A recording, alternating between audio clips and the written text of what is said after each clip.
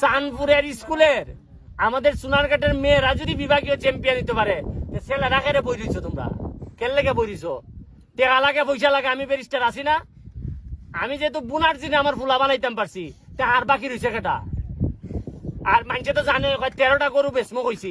মানুষে তো জানে না যে আমি কি জাত বেটা, আমি তো কইছি 13টা গরু খালি কইছি। আর দরকার হইলে গরুর ফার্ম সহ বিচ্ছে দিলাম। এই লোকটির এই বয়স শুনেন নাই, এমন মানুষ খুব কমই পাওয়া যাবে। এবং এই বয়সটি শুনে অনেকেই এটার অনেক বড় ফ্যান হয়ে গেছে। যেমন আমিও কিন্তু এর একজন বড় ফ্যান ছিলাম, তবে এখন নাই।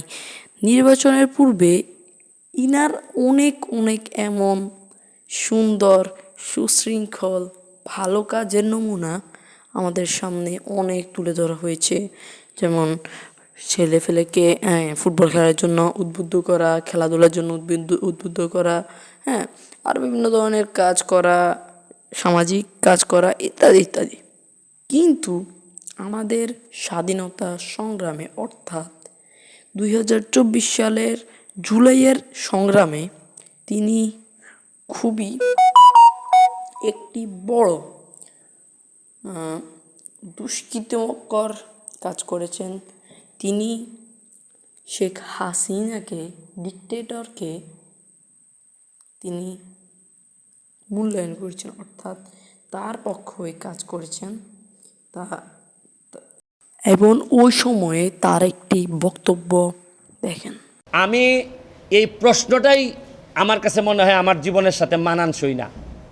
আমি কোনোভাবেই এই দেশ ছাড়বো না, এই দেশ আমার।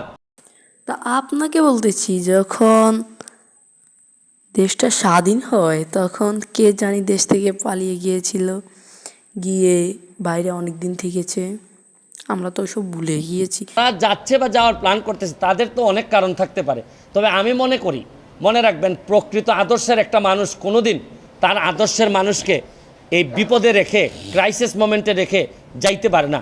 যারা যায় এরা কোনোদিনই কারো লোক ছিল না, এরা একমাত্র এদের ছাড়া কোনো চিন্তা এরা কোনোদিন করে নাই।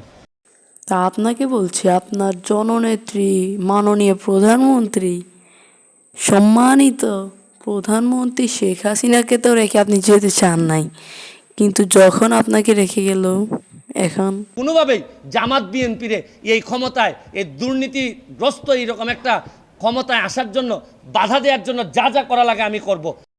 তা জামাত বিএনপির নেতারা তো দুর্নীতিগ্রস্ত, তো আপনাদের নেতাকর্মীদের কী অবস্থা? হ্যাঁ, তাদের কী অবস্থা? ছাত্রলীগের ছেলেপেলেদের, যুবলীগের ছেলেপেলেদের, তারা তো দুর্নীতির আনাচে কানাচেও নাই, তারা তো আদর্শ, বঙ্গবন্ধুর আদর্শ, তাই না? ছাত্ররা এই ধরনের নেতৃত্ব তৈরি করে এই ক্ষমতায় আসুক, আমি তো ওয়েলকাম জানাই, আমি তো এদেরই প্রতিনিধি আমি মনে করি। কিন্তু এরা তো জানে না, এরা আবেগ প্রবণ কইরা কোথায় দেশটারে নিয়ে যাচ্ছে। কালকে যদি শেখ হাসিনা যদি না থাকে, পরশুদিন কি আপনি তারেক জিয়ার আইন দিবেন? আপনি কি কারে দিবেন? এই যে 14 জন আর 100 জন সমন্বয়ক আছে, তারা এসে ক্ষমতা নিক, তারা তো ক্ষমতা নিতে পারবে না। তা এখন দায়িত্ব দেওয়ার জন্য তো লোক নাই। জয়কে হয়তো আনা লাগবে, এনে দায়িত্বটা দেওয়াই লাগবে, নাহলে তো দায়িত্ব দেওয়ার লোক নাই। তো আমি কোনো অপরাধ করি নাই, কেন আমি আমার দেশ ছেড়ে যাব? এখানেই আমার কবর হবে, এটাই আমার বিশ্বাস। তা শেখ হাসিনা পালানোর পরে বিদেশ গিয়েছিল কে জানি, আমরা তো এটা ভুলে গিয়েছি। ব্যারিস্টার সুমন।